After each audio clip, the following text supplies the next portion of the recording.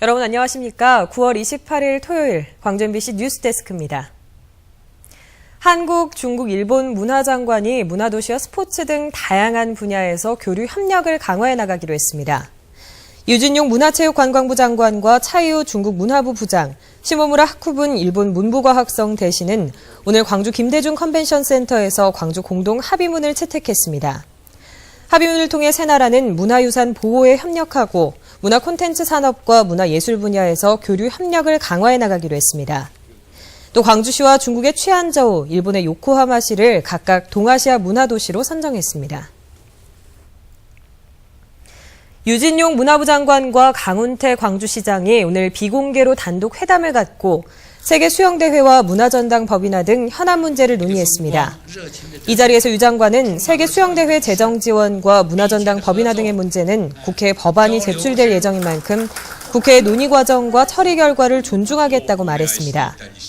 광주시는 오늘 만남으로 양 기관 사이의 오해가 상당 부분 해소돼 관계가 호전될 것이라고 기대했습니다. 전국 순회 투쟁에 나선 민주당 김한길 대표가 광주 전남에서 민생 행보를 이어갑니다. 김한길 대표는 오늘 저녁 광주에 도착해 고속버스 터미널에서 전국 현안에 대한 의견을 시민들과 교환하고 있습니다.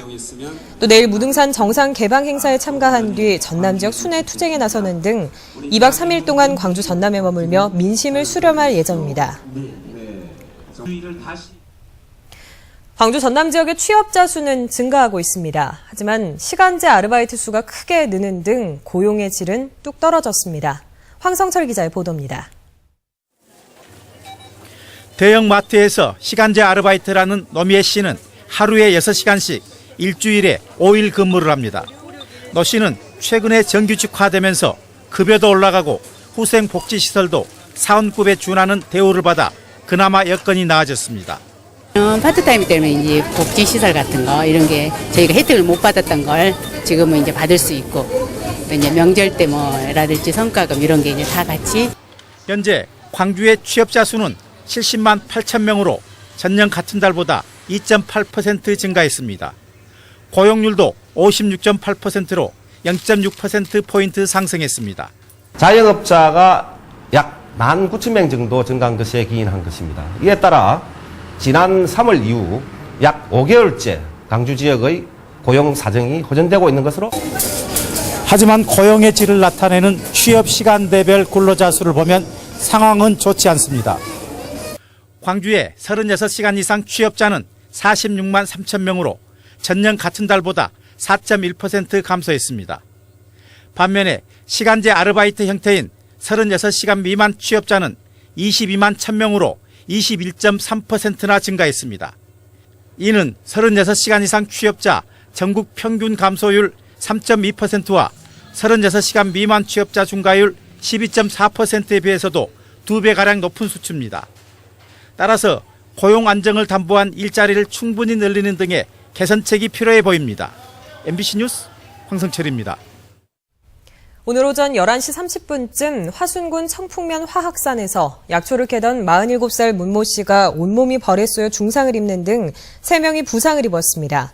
소방당국은 문 씨 일행이 약초를 캐기 위해 산을 돌아다니다가 벌집을 건드려 사고를 당한 게 아닌가 보고 정확한 경위를 조사하고 있습니다.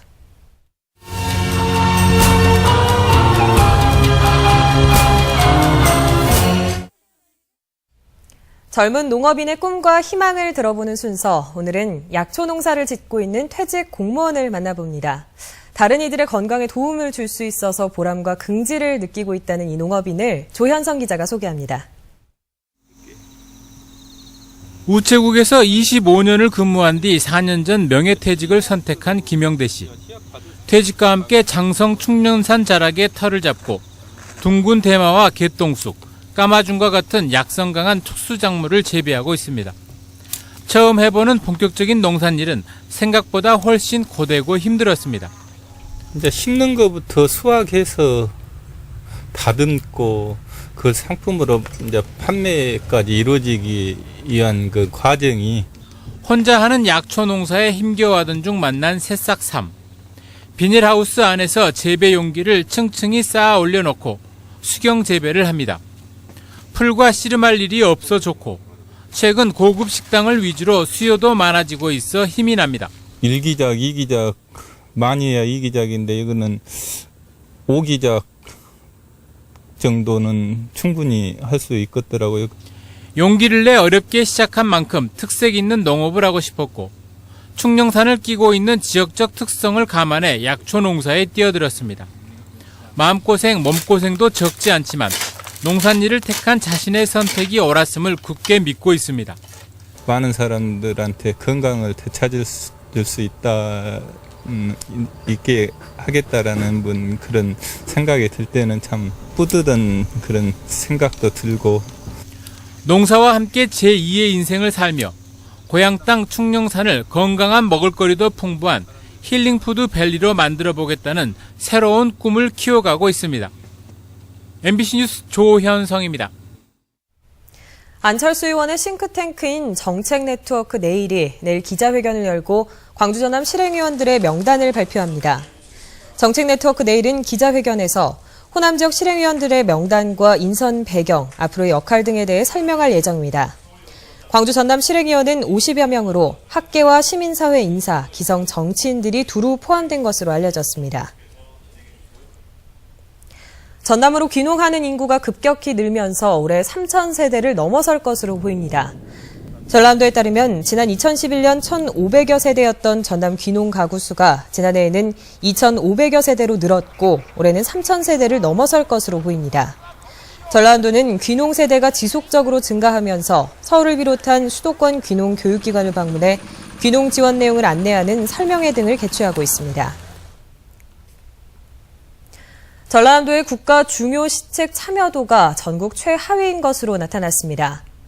안전행정부가 최근 합동평가단을 구성해 지자체의 정부 시책 참여도를 평가한 결과 전남은 9개 평가 분야에서 지역경제 분야를 제외한 일반 행정 등 나머지 8개 분야에서 가장 낮은 등급인 다등급을 받아 전국 최하위를 기록했습니다. 이에 비해 인근 광역자치단체인 전북과 경북, 제주는 국가시책 참여도가 높은 것으로 나타나 재정 인센티브가 지원될 계획인 것으로 알려졌습니다.